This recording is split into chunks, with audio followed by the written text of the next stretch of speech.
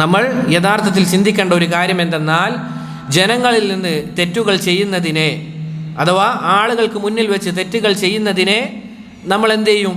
മടിക്കും, ലജ്ജിക്കും. ആളുകൾക്ക് മുന്നിൽ വെച്ച് ഒരു തിന്മ ചെയ്യാൻ നമ്മൾ എന്ത് ചെയ്യും? മടിക്കുന്ന കാര്യമാണ്. എന്നാൽ ഞാനും എൻ്റെ റബ്ബും മാത്രമായി കഴിഞ്ഞാൽ തെറ്റ് ചെയ്യുന്നതിൽ യാതൊരു ലജ്ജയും തോന്നുന്നില്ല എങ്കിൽ നമ്മൾ മുഅ്മിനീങ്ങളാണ് എന്ന് പറയുന്നതിൽ എന്തർത്ഥമാണുള്ളത്?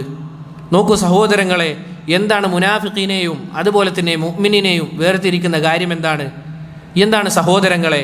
മുഅ്മിൻ എന്ന് പറഞ്ഞു കഴിഞ്ഞാൽ അവൻ്റെ പരസ്യവും രഹസ്യവും ഒരുപോലെയായിരിക്കും. അവൻ ദുൽവജ്ഹൈനായിരിക്കുകയില്ല, ഇരട്ട മുഖമുള്ളയാളായിരിക്കുകയില്ല. മുനാഫിഖാണത്. അഥവാ അവൻ രഹസ്യത്തിലായി കഴിഞ്ഞാൽ അവനതാ മ്ലേച്ഛതയിലേക്കും അതുപോലുള്ള കാര്യങ്ങളിലേക്കും പോവുകയാണ്. നമ്മൾ വിചാരിക്കേണ്ടതില്ല ഈ കാലഘട്ടത്തിൽ മുനാഫിഖീങ്ങളില്ല എന്നുള്ളത്. നോക്കൂ സഹോദരങ്ങളെ, റസൂലുള്ളാഹി സ്വല്ലല്ലാഹു അലൈഹി വസല്ലമയുടെ മുഅ്ജിസാത്തുകൾ കൺമുന്നിൽ കണ്ട ആ കാലഘട്ടത്തിൽ മുനാഫിഖീങ്ങൾ ഉണ്ടായിട്ടുണ്ട് എങ്കിൽ ഈ കാലഘട്ടത്തിൽ അതിലേറെ ഉണ്ടാകുമെന്നതിൽ അതല്ലേ യഥാർത്ഥ യുക്തി? അതിൽ നമ്മളുണ്ടോ എന്ന് നമ്മൾ പരിശോധിക്കേണ്ട